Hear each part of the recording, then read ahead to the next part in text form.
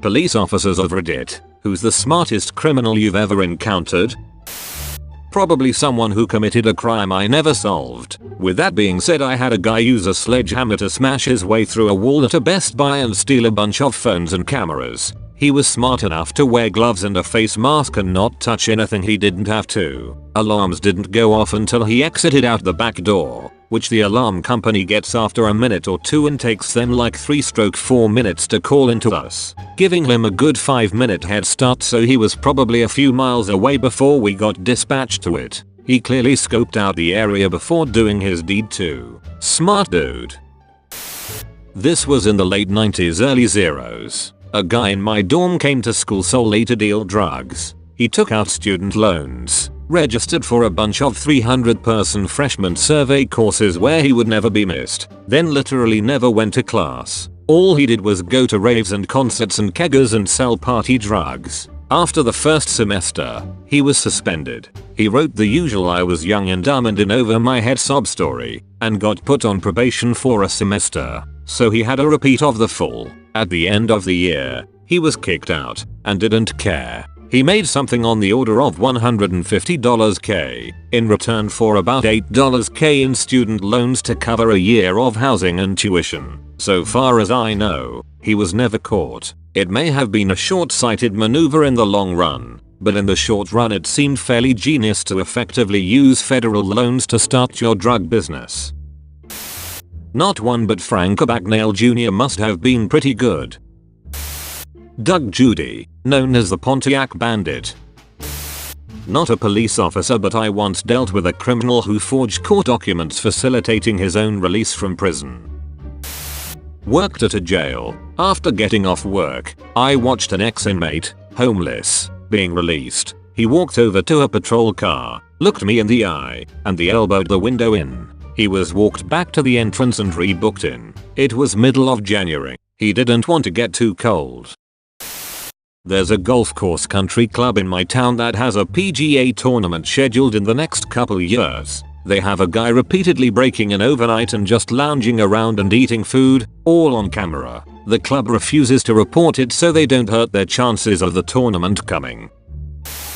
I remember an officer telling me about a B&D alarm he and his team responded to. No one was there to report the alarm. It must have been a security monitoring company that called. When police showed up, everything seemed normal. Most lights were off, and there was an employee still working. Explained he was there working late and must have set off an alarm. They almost believed him until he said UHH before saying the name of the company he worked for. After that it was downhill, but with a little more research he would have pretty much gotten away with it.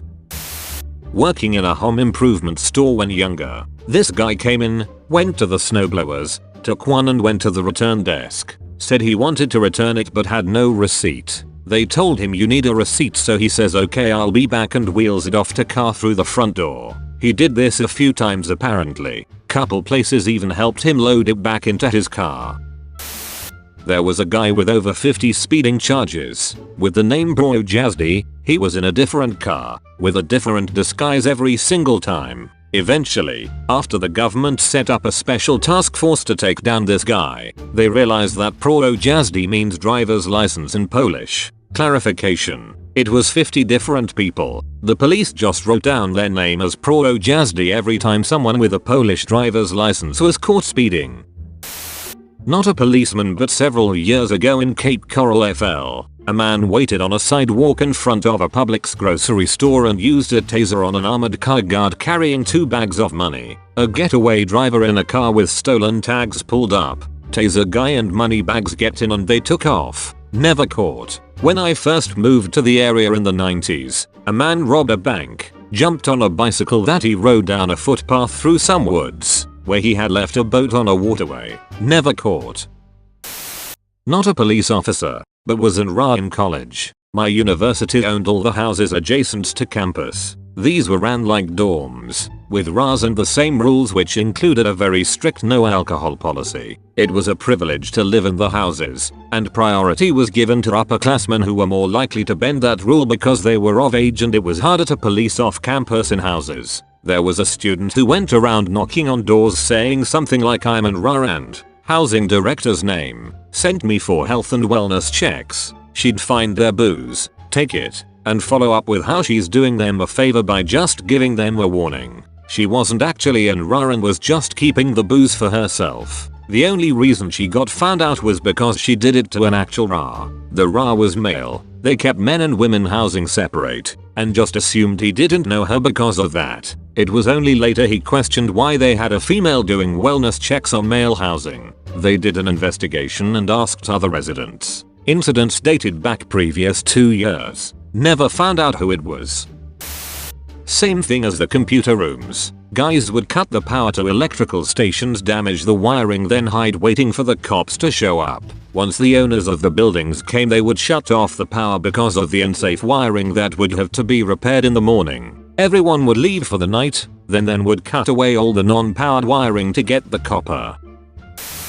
Not a cop. We got called for a rollover car accident. We get there and the car is empty, so we think he got ejected. My partner and I start looking for a body nearby. A few minutes later a cop tells us that they think the driver is a mile down the road walking. We go check on him and he tells us he's fine, but he wasn't driving the car. He also didn't know who was driving the car, and he had clearly been drinking. During the ride to the he told me that as long as the cops don't find you in the car, the local won't pursue drunk driving charges. All you had to do was get out of the car and walk away from it. I remember getting into a festival and seeing a magician guy do tricks on the people searching him to distract them from the drugs he had on him. Spectacular show, and I'm sure he made good profit. If the police officers knew, they'd be talking about it on here, but I doubt it. A French thief who spent 10 years in prison became a comedian when he got out. One of his stories: finds a building, goes in, chooses a floor and transforms the exit door into an extra apartment, puts the apartment number, fake lock, welcome rug, etc. Puts an iPhone for sale. The person comes to buy it, he opens the door in a shower robe and says, "Give me 1 second. I am just gonna count the money," and poof, he's gone from the exit stairs. Homeless guy in my hometown figured out if he committed some act of petty theft he'd get a night in jail, a warm place to sleep and a hot meal. He'd show up, turn in his stolen goods, and that would be that. After a while the police would just tell him to take back whatever he stole the next day. Quite the town character.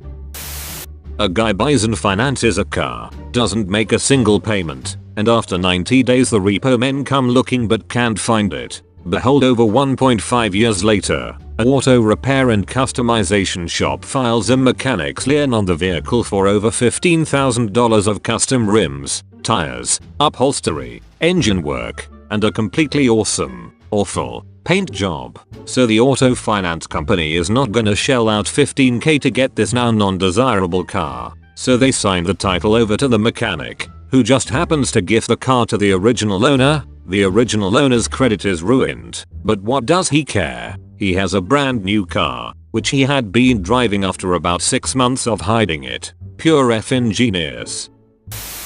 A friend of my brother moved to Israel, where for a period of time it was acceptable to drive with an American driver's license. He was pulled over for speeding, and when asked for his license, gave the officer his Costco card. Costco is a membership-based retail warehouse in the US and a few other countries. The exchange apparently went something like this: "Officer, Costco? What is Costco?" "Friend, it's the state I'm from." "Officer, that sounds made up." "Friend, there are lots of states you probably haven't heard of. Have you heard of Arkansas? How about Idaho?" "Officer, I guess not." "Friend, well, I'm from the small state of Costco." The officer didn't have a response and wound up writing the ticket to someone with a Costco driver's license. Friend framed the ticket and still has it hanging on his wall.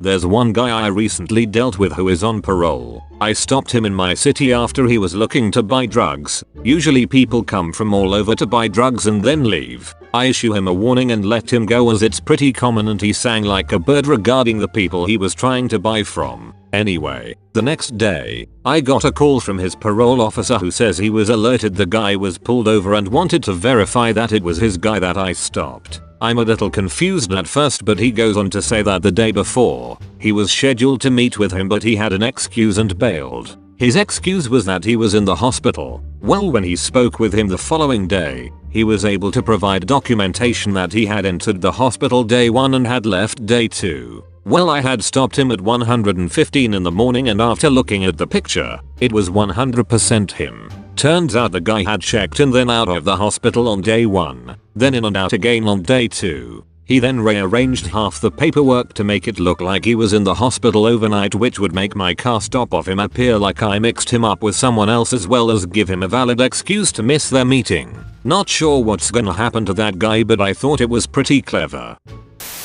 Some fella broke into a jewelry store a couple of decades ago. You'd think he'd go for the vault, but instead he stole the chandelier overlooking the showroom. Turns out the thing is priceless. Funny thing is, we found the owner's daughter half naked in the store in the morning. She claimed she had night walks and we immediately suspected foul play. Unfortunately, the security camera footage for that night had been removed, so we couldn't verify her story. We let her go and tracked her, as we thought she could lead us to the chandelier. Sometime later she made a trip to Mexico in the middle of nowhere. We thought she stashed the chandelier there, so we set up a raid with the Mexican police. On the day of her arrival, we raided her cottage only to find her sitting around in lingerie, with no chandelier in sight. Trail went cold and we never caught the thief, but the chandelier's been reportedly sighted in the German black market. The perfect crime, whether it's by the girl or some probably very handsome, strong and authoritative individual, who probably owns a thriving farm.